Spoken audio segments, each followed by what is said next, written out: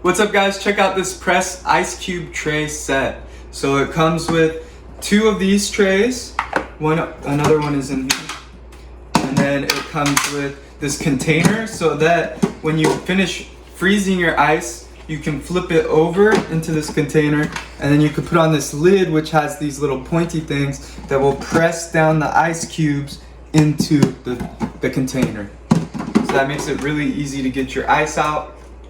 And then it also comes with these 2, which are like little ice balls that you can make.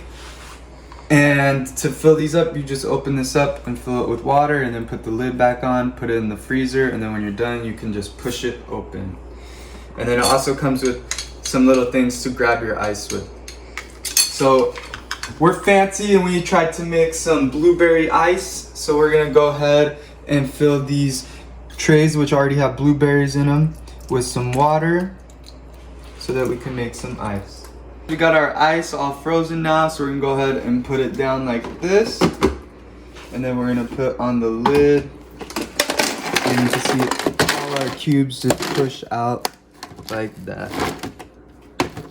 So super easy to use. See, all the ice is now in here, and they make really nice square cubes. And then we also have our round one here.